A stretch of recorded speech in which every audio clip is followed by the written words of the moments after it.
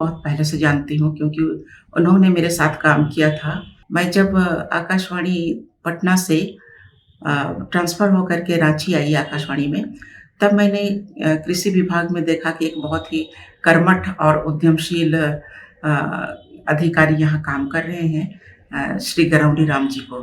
वे यहाँ farm radio reporter के रूप में काम करते थे और जब मैंने देखा कि और मुझे भी कृषि से बहुत लगाव रहा है, तो मैंने सोचा कि बहुत अच्छा और उनके काम को देखते हुए मुझे लगा कि ये बहुत कर्मशील हैं और इनको जो भी बताया गया, जो भी मैंने सलाह दी, उसको उन्होंने आगे बढ़ाया।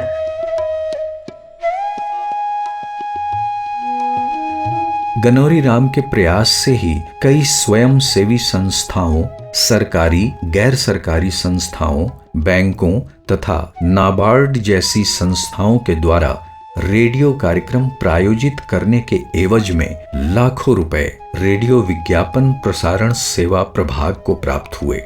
इस तरह इन्होंने आकाशवाणी को भी आर्थिक लाभ पहुंचाया। इन्हें अपने सेवा काल में श्रीमती इंदिरा गांधी से या बांग्लादेश, श्री अटल बिहारी वाजपेयी, उसके पेट थपथपाता रहा है।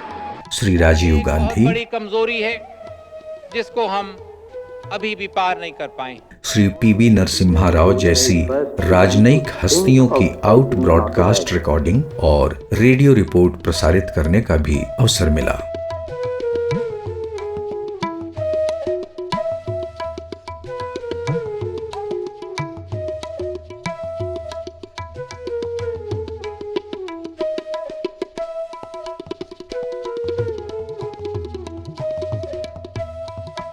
रेडियो और रेडियो के माध्यम से कृषि कल्याण के क्षेत्र में कार्य करते हुए जुलाई 2008 में गनौरी राम आकाशवाणी से सेवानिवृत्त हो गए।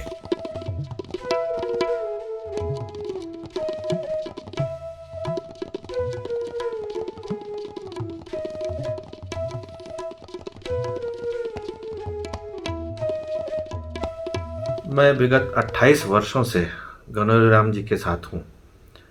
जब से मैं आकाशवाणी में आया, इनको मैंने देखा और अभी मैं कार्यक्रम प्रमुख का कार्यभार संभाल रहा हूँ आकाशवाणी रांची का। गनौरी जी समझिए कि एक कर्मयोगी हैं। खास करके कृषि और इससे संबंधित जो कार्यक्रम हमारे यहाँ से प्रसारित होता रहा है और जो काफ़ी लोकप्रिय भी रहा है और भविष्य में भी इसको और लोकप्रिय बनाने का प्रयास किया जा रहा है सरकार की तरफ से भी, इसमें इनका जो योगदान है इसका कोई सानी नहीं है। ये पूरे तन मन से लगकर सुबह शाम जब भी हो कार्यक्रम को अच्छा, गुणवत्ता युक्त और किसानों के हित के लिए बनाने में कोई कसर इन्होंने कभी नहीं छोड़ा। आज भी सेवानिवृत्ति के बाद भी इनकी जब भी आवश्यकता होती है ये हमारे यहाँ आते हैं एक बुलावे पर और हमें परामर्श देते हैं, हमारे किसान भाइयों को परामर्श देते हैं। इनकी लिखी हुई जो स्क्रिप्ट्स हैं, जो आलेख है अलग अलग विषयों पर कृषि से संबंधित, उसका भी प्रसारण हम लोग करते रहते हैं समय समय पर और इससे बहुत लाभ हुआ है हमारे झारखंड के किसानों को। गनौरी राम जैसे व्यक्ति को वैधानिक प्रावधानों के तहत सेवानिवृत्ति तो मिल गई, किंतु समाज इन्हें कहाँ छोड़ने वाला था। समाज सेवा से जुड़ी संस्था Prakash Deep institute of social service Hehal ने गनौरी राम को अपने इंस्टीट्यूट में कार्यक्रम प्रमुख के पद पर अगस्त 2008 में नियुक्त कर लिया। इस संस्थान में रहकर गनौरी राम ने रोजगार, उद्यमिता विकास, सामाजिक कुरीतियां, अंधविश्वास निवारण, कला संस्कृति विकास जैसे कई कार्यक्रम चलाए। इन्होंने पोषाहार शिविर, किसान मेला, कृषक प्रशिक्षण, स्वास्थ्य शिविर एवं विविध विकास योजनाओं के माध्यम से हजारों लोगों को लाभ पहुंचाया। इस संस्थान में गनौरी राम ने जनवरी 2011 तक कार्य किया। इसके बाद तुरंत ही फरवरी 2011 में इन्होंने बाल कल्याण समिति लोहरदगा के अध्यक्ष पद पर योगदान दिया।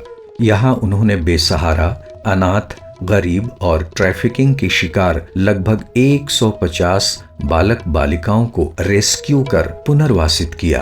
आकाशवाणी रांची से मैं 2008 में अवकाश प्राप्त कर गया। ये अवकाश प्राप्त करने के बाद मुझे अपने घर से भी प्रेरणा मिली और मेरे मन में भी ये तमन्ना थी कि अवकाश प्राप्ति के बाद मैं थोड़ा स्वच्छंद हूँ कुछ नए कार्य करने के लिए।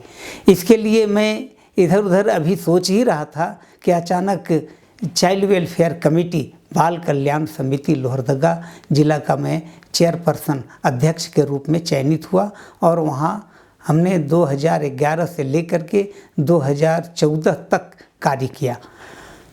वहाँ पर हमने करीब 150 बच्चे बच्चियों, जिनमें वो भीख मांगने वाले बच्चे, परित्यक्त बच्चे या फिर कोयला चुनने वाले बच्चे, इन बच्चों को या अनाथ बच्चों को, भीख मांगने वाले बच्चों को हमने पुनर्वासित किया। इतना ही नहीं, करीब 50 बच्चियों को जो अनाथ या जिनका कोई सहारा नहीं था, इनको हमने कस्तूरबा गांधी आवासीय विद्यालय में नामांकन कराया। वे बच्चियां आज अच्छे पोजीशन में हैं, जो कि अनाथ और बेसहारा थे। इन्होंने लोहरदगा जिले के कई प्रखंडों में शिविर लगाकर बाल कल्याण एवं बाल संरक्षण के प्रति लोगों को जागरूक किया। 14 अगस्त 2014 में juvenile justice board Dumardaga Ranchi में बोर्ड के एक सदस्य के रूप में इन्होंने शपथ ली।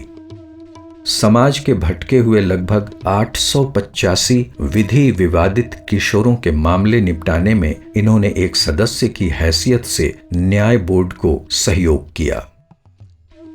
बाल संप्रेक्षण गृह में रहने वाले अंतःवासी बालकों के लिए नैतिक काउंसलिंग करने के साथ साथ वहां की दीवारों पर महापुरुषों की वाणियां भी लिखवाई ताकि उन्हें पढ़कर बच्चे प्रभावित हों।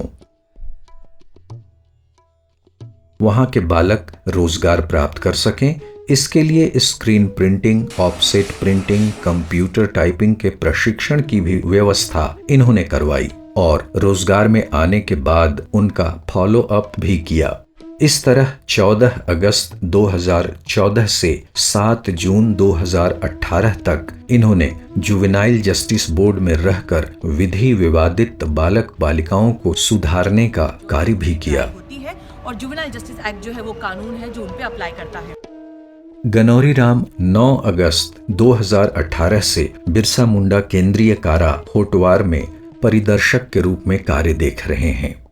वे इस कारा के अंतः परिसर की दीवारों पर भी महापुरुषों, संतों की वाणियां और संदेशों का लेखन कार्य करवा रहे हैं। मनुष्य के जीवन में एक खूबसूरत मोड़ तब आता है जब उसका विवाह होता है। उस वक्त कई सपने, कई अभिलाषाएं ठाठ मारती हैं। गनौरी राम के जीवन में भी ये खूबसूरत मोड़ तब आया जब वे मात्र 15-16 साल के थे और 10वीं कक्षा में पढ़ाई कर रहे थे। लेस्लीगंज थाने के पथरही गांव के सरकारी स्कूल के शिक्षक योगेश्वर राम की पुत्री 14 वर्षीय जासुमती से उनका विवाह 24 मई 1964 को संपन्न हुआ। अब गनौरी राम के जीवन में खुशियां ही खुशियां थी। पति पत्नी एकदम मित्रवत थे और जासुमती ने भी एक कुशल अर्धांगिनी की तरह गनौरी राम के हर सुख दुख में बराबर की हिस्सेदार बनी रही। घर में भी एक समर्पित बेटी की तरह रहते हुए सबका ख्याल रखा और धीरे धीरे पूरे परिवार को एक सूत्र में बांधकर सबकी जिम्मेदारियां अपने ऊपर ले ली जासुमती। विवाह के 6 साल के बाद यानी 1970 के अप्रैल माह की 12वीं तिथि ने गनौरी राम को पिता बना दिया, जब पुत्र विवेक प्रकाश का जन्म हुआ। विवेक यहीं की मिट्टी में खेल कूद कर बड़े हुए। विवेक प्रकाश की शिक्षा दीक्षा लोहरदगा और रांची में हुई। विवेक प्रकाश संप्रति Jubilant life science limited Noida के हेड ऑफिस में CSR विभाग के वाइस प्रेसिडेंट हैं और अपने परिवार के साथ इंदिरापुरम गाजियाबाद में रहते हैं। मैं CSR के क्षेत्र में, जिसे कॉर्पोरेट सोशल रिस्पॉन्सिबिलिटी भी बोलते हैं, उस क्षेत्र में काम करता हूँ। लेकिन जहाँ पे भी मैं हूँ, या मेरा ये मानना है कि जो भी व्यक्ति जिस स्थान पे भी ज़िंदगी में पहुँचता है, कहीं ना कहीं उसके पालन पोषण और ख़ासकर उसके जो माता पिता हैं उनका जो व्यवहार है, उनका जो मार्गदर्शन है वो बहुत मायने रखता है किसी भी व्यक्ति के जीवन की सफलता में या उतार चढ़ाव में। इनका विवाह 29 जनवरी 1996 में लोहरदगा पावरगंज के जगदीश राम वर्मा और रामकुमारी देवी की पुत्री रेणु वर्मा से हुआ। मैं जब यहाँ आई तो मुझे सास ससुर से बहुत प्यार मिला, माँ बाप का बहुत ही मतलब याद आती थी, लेकिन फिर भी यहाँ पे इतना ज़्यादा प्यार मिला कि हम धीरे धीरे घुलने मिलने लगे सबसे। हमारे जो पिताजी हैं वो अपने आप में एक संस्था है, अपने आप में एक इंस्टीट्यूशन है। उन्होंने हमारे लाइफ को ऐसा बनाया कि जैसे कोई भी दुख हो, तकलीफ़ हो, कुछ भी हो तो आप उसको सहने की शक्ति रखें, या कभी उतार चढ़ाव ज़िंदगी में आती है तो आप उसे इस तरीके से लें ताकि दुख का एहसास नहीं हो, हंसते हंसते उसको लेना बहुत अच्छी बात है। तो ये सब सीख बाबूजी की बहुत अच्छी होती है। जो एक पॉजिटिव एटीट्यूड की बात है कि आदमी किसी भी समय ऊपर या नीचे होती रहती है ज़िंदगी में, लेकिन कोशिश ये होनी चाहिए कि आदमी हमेशा एक सकारात्मक सोच के साथ आगे बढ़े और नई चीज़ों के बारे में सोचे, और जो आगे भविष्य में आने वाला है, जो अच्छा है आने वाला है उसके बारे में सोचे, तो शायद वो निश्चित रूप से सफल होगा। ये जो गुण है, ये जो बातें थी, ये हम लोगों को अपने पिताजी से मिली। इनकी 2 बेटियां हैं। बड़ी बेटी विजेता प्रकाश बायोटेक्नोलॉजी में एमटेक करने के बाद जेपी यूनिवर्सिटी नोएडा से पीएचडी कर रही हैं। मैं सबसे बड़ी पोती हूँ और हमेशा से दादाजी के साथ एक कम्युनिकेशन का इन्वायरमेंट रहा है घर में।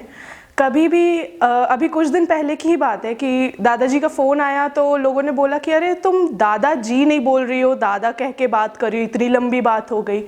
तो वो हमेशा से हमारे यहाँ पे माहौल ऐसा ही रहा है कि हफ्ते में एक बार दादा से बात होनी ही होनी है। अपना हफ्ता कैसा गया है, क्या किया हमने, क्या अचीव किया, वो हमेशा दादा से शेयर किया है। जब भी हमें किसी तरह की किसी मार्गदर्शन की आवश्यकता होती है, हम लोग हमेशा उनसे चर्चा करते हैं, और हमेशा आज इतने उम्र के बाद भी कोई भी चीज़ जो नई होने वाली है समाज में, उसके बारे में खुलकर चर्चा करना, उसके बारे में विचार करना, और हमेशा ये कोशिश करना कि हम कुछ ऐसा करें जो जिससे कि हम समाज में कुछ दे सके। वो खुद एक इतने अच्छे इंसान हैं, दूसरों के बारे में सोचते हैं, कुछ भी बोलने से पहले 4 बार सोचते हैं कि किसी को अगर कुछ बोल दें तो तकलीफ़ नहीं हो।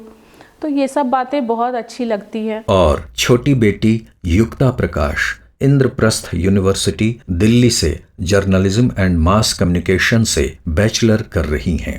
दादाजी और मेरे बीच का जो कम्युनिकेशन है वो बहुत ही अच्छा है। हम हर हफ्ते अगर वो बिज़ी हो या मैं बिज़ी हूँ तब भी हम एक दूसरे से बात कर लेते हैं, और वो हमेशा मेरा हालचाल पूछने के लिए ऐसे भी कॉल कर लेते हैं। और मेरे दोस्तों को देखकर भी ये बड़ा सरप्राइजिंग लगता है कि तेरी दादाजी से इतनी अच्छी बात होती है। दादा ने भी शुरू से लेकर अभी तक उनकी अपनी लाइफ के सारे मोमेंट्स, सारी स्ट्रगल हमारे साथ शेयर की है, ताकि हमें पता रहे कि लाइफ में इस मुकाम तक पहुंचने के लिए कितनी मेहनत और कितना स्ट्रगल लगता है। एक बार की बात है जब मैं दिल्ली में ही थी, वहाँ पे अपने घर पे, और बाबूजी यहाँ कुछ कुछ करते रहते हैं, तो उनको कभी एक गाने की लिरिक्स की ज़रूरत पड़ी थी। मतलब गाना उनके पास था लेकिन उसका राग ठीक से उनको आ नहीं रहा था, सुनना था। तो जब वो मुझे बताए तो मैं वहाँ से गाने को रिकॉर्ड करके और यहाँ पे भेजी मैं उनको व्हाट्सएप पे। वो गाना मुझे याद आ रहा है। हाँ, मैं 2 लाइन गाना चाहती हूँ वो गाना। ऐ मालिक तेरे बंदे हम, ऐसे हो हमारे करम, नेकी पर चले और बदी से डरे, ताकि हंसते हुए निकले दम। ऐ मालिक तेरे बंदे हम। दादाजी का मेरी ज़िंदगी में बहुत ही बड़ा रोल है, क्योंकि मुझे याद है कि जब मेरी 12th के रिज़ल्ट्स आए थे और मैंने दादाजी को कॉल करके सबसे पहले दादाजी को कॉल करा था और मैंने बोला था कि दादाजी मेरे इतने इतने परसेंटेज आए हैं, और वो इंसान की खुशी, दादाजी की जो खुशी थी उस दिन, वो देखकर मैं खुद भी शॉक हो गई थी। दादाजी की एक वो बात कि हमेशा सोसाइटी के लिए कुछ करना है, इसकी इंस्पिरेशन लेकर ये चीज़ हमेशा मैंने अपने लाइफ में अपनाई है कि सोसाइटी के लिए कुछ ना कुछ सोचना है, कुछ ना कुछ करना है। दादाजी ने हमेशा मेरे को बोला है कि कॉलेज में ये करो ताकि सोसाइटी के लिए कुछ अच्छा हो, और सोसाइटी के लिए कुछ करना हमेशा उन्होंने सिखाया है। जो एक मोटिवेटिंग फैक्टर होता है वो हमेशा से उन्होंने दी है मुझे, भले ही वो मेरा पत्रकारिता की फील्ड में आगे बढ़ना हो, उन्होंने बहुत सपोर्ट करा है मेरे को। 3 मई 1972 को दूसरे सुपुत्र विनोद प्रकाश की किलकारियों से घर आंगन गूंजने लगा। परिवार में चारों तरफ खुशियां छा गई। विनोद की भी शिक्षा दीक्षा रांची में ही हुई। संप्रति विनोद प्रकाश आकाशवाणी के हजारीबाग केंद्र में जूनियर ब्रॉडकास्ट इंजीनियर हैं। जब से मैं होश संभाला हूँ, पिताजी को एक अनुशासित और अच्छे मार्गदर्शक में के रूप में बचपन से मुझको रूटीन में, अनुशासन में रखने की कोशिश उन्होंने की है। 20 अप्रैल 2001 को इनका विवाह जहानाबाद के जीतन प्रसाद और मीना देवी की सुपुत्री सविता कुमारी से हुआ। बाबूजी बहुत डिसिप्लिन में रहते हैं। मेरे बच्चे उन्हीं के बदौलत यहाँ डिसिप्लिन में रहते हैं। किसी भी काम में, खेल में या किसी भी चीज़ में हमें काम करने के लिए, पढ़ने के लिए प्रोत्साहित वो करते रहे, और जब भी मौका मिला वो हमें अच्छे इंस्टीट्यूशन या अच्छे जगह ले जा करके मुझे कुछ नई नई चीज़ें बताने सिखाने का वो प्रयास करते रहे। बच्चों को हमेशा स्कूल सब समय पे ले जाते हैं। हमेशा हमको कभी ये नहीं लगा कि मेरे पिताजी नहीं हैं। पिताजी का प्यार हमें यहाँ बहुत मिला। मेरी इच्छा थी कि मैं आगे और हार्डवेयर में काम करूं और उसी में मतलब अपना कुछ बिजनेस वगैरह शुरू करूं, पर पिताजी की इच्छा थी कि नहीं, तुम उसी में और कुछ अच्छा करके अच्छे जॉब में जाओ या किसी अच्छे कंपनी वगैरह में जाओ। तो मैं आगे पढ़ाई छोड़ करके फिर उषा मार्टिन में ज्वाइन कर लिया। जो पिताजी खुश तो नहीं थे उसके लिए, लेकिन फिर भी मैं अपनी मर्ज़ी से और उनके मर्ज़ी के ख़िलाफ़ जा कर के मैं जॉब पकड़ लिया। बट वो फिर कभी हमको ये नहीं कहे कि ठीक है तुमने ऐसा क्यों किया। वो बोले ठीक है, तुम जैसे तुम्हारी इच्छा है तुम उसको करते रहो। फिर हमारा सिलेक्शन रेलवे में हुआ और रेलवे के बाद फिर मैं आकाशवाणी में अभी जॉब कर रहा हूँ, और मैं अभी अपने फैमिली को पिताजी के साथ ही रखता हूँ और पिताजी की सेवा कर रहा हूँ। कभी तीज त्यौहार आता है, कभी होली दशहरा आता है, हमेशा बोलते हैं चलो सोनी हम पका देते हैं, तुम कुछ मत करो, तुम ये काम कर लो वो काम कर लो, हमको करके दे दो, हम किचन में पका लेंगे। ज़्यादा अधिकतर बाबूजी को दुधौरी पसंद है, वो हमेशा बोलते हैं सब चीज़ करके दे दो, हम कर देंगे, छान देंगे, छून देंगे, सब चीज़ कर देंगे। इनकी भी 2 संतानें हैं। बड़ा बेटा विपुल प्रकाश अभी राय यूनिवर्सिटी रांची से इलेक्ट्रिकल इंजीनियरिंग में डिप्लोमा कर रहा है। मैं अपने दादी से बहुत ज़्यादा मोटिवेटेड हूँ, क्योंकि मुझे हर वक्त हर समय पर मोटिवेट करने के लिए मेरे दादाजी ही रहते हैं। एंड मैं जब भी डिस्ट्रैक्ट हो जाता हूँ, जैसे कि मुझे अगर किसी चीज़ का मन नहीं कर रहा हो करने का, या फिर कुछ चीज़ें ऐसी हैं जो कि मैं किसी से शेयर नहीं कर सकता, वो मैं अपने दादी से शेयर करके उससे अपने सॉल्यूशन ले लेता हूँ। और छोटी बेटी Varda Prakash Cambrian public school Kanke road Ranchi में 8वीं की छात्रा है। जब भी मेरे को पढ़ाई में कोई दिक्कत होती है, दादाजी हमेशा मेरा हेल्प करते हैं और वो मेरे को स्टोरी सुनाते हैं कि मैं मोटिवेट हो सकूं। और दादाजी मेरे को कभी मारे नहीं है, हमेशा जब भी कुछ गलती होती है वो भले मुझे डांट देते हैं लेकिन समझा देते हैं उस बारे में। मुझे उनकी ये चीज़ बहुत अच्छी लगती है। मुझसे ज़्यादा दादाजी मेरे लिए करते हैं। जैसे कि मैं अगर कभी मेरे अगर तबीयत ख़राब हो जाए, मैं अगर कहीं बीमार पड़ जाऊँ, तो जितना परेशान मेरे मम्मी पापा नहीं होते, उतने ज़्यादा मेरे दादाजी परेशान होते हैं। पिताजी बेटी जैसा व्यवहार करते हैं, मैं बेटी जैसा ही रहती हूँ, कभी बहू का मतलब उतनी नहीं होने दिए। जब भी मैं किसी परेशानी में होता हूँ तो अपने पिताजी से राय मशवरा करता हूँ और वो हमेशा कुछ अच्छा बताते हैं। महीने के फर्स्ट संडे हमेशा हॉस्पिटल में चाय बांटने को ले जाते हैं और उससे मुझे बहुत सारी चीज़ें पता चलती है। तीसरे सुपुत्र विजय प्रकाश का जन्म 10 जनवरी 1978 को हुआ। इस तरह जासुमती का अंगना त्रिरत्नों की चमक से दमकने लगा। विजय प्रकाश की शिक्षा दीक्षा भी रांची से हुई। वर्तमान में विजय प्रकाश मुंबई के सुमिंतर इंडिया ऑर्गेनिक्स के CSR हेड हैं। मैं बाबूजी का सबसे छोटा बेटा होने के कारण इनके साथ